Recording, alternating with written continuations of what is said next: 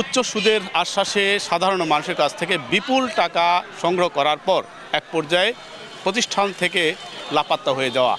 নওগাঁর পাহাড়পুর গ্রামের এরকম অসংখ্য মানুষ ভুক্তভোগীরা টাকা ফেরতের দাবিতে আন্দোলনে নেমেছেন এবং 5 লাখ 7 লাখ 30 লাখ টাকা পর্যন্ত আমানত সংগ্রহ করেছিলেন। এই মুহূর্তে প্রতিষ্ঠান তালাবদ্ধ। প্রতিষ্ঠানের সামনে দাঁড়িয়ে থেকে তাদের এই দাবি, তাদের আমানতের টাকা দ্রুত দেওয়া হোক। গত 1 বছর ধরেই এই প্রতিষ্ঠান থেকে আশ্বাস দেওয়া হচ্ছিল দিবে এবং আশ্বাসের চলতি মাসে একেবারে তারা চূড়ান্ত সময়সীমা বেঁধে দিয়েছিল। এই সময়সীমার মধ্যে টাকা না পাওয়ার কারণে ভুক্তভোগীরা এখন এই টাকা ফেরতের দাবিতে আন্দোলনে নেমেছেন।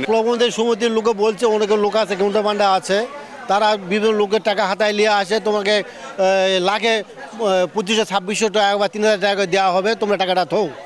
এখন ওই টাকা থুয়ে এখন ধরা ওই সুদের টাকাও দেয় না, আসল টাকাও দিচ্ছে না। মেয়ের 9 লাখ, আর এক মেয়ের 4 লাখ, আর এক ছেলের 3 লাখ, আমার নাই মোট 16 লাখ।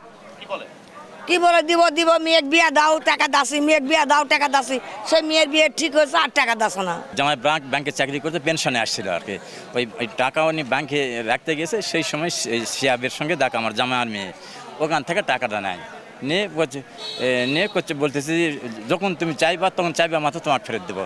এই মতো অবস্থায় 1-1.5-2 বছর হয়েছে, খালি ডেটের উপর ডেট টাকাই পাচ্ছে না। আমরা নিঃস্ব হয়ে গেছি। আমার হলো 29 লক্ষ টাকা।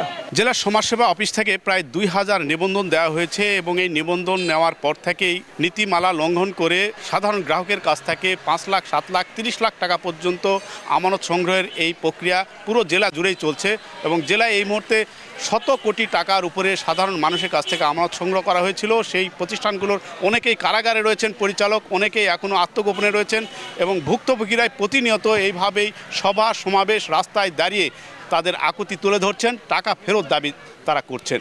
নওগাঁর পাহাড়পুর বাজার থেকে এম আর রকি, সময় সংবাদ।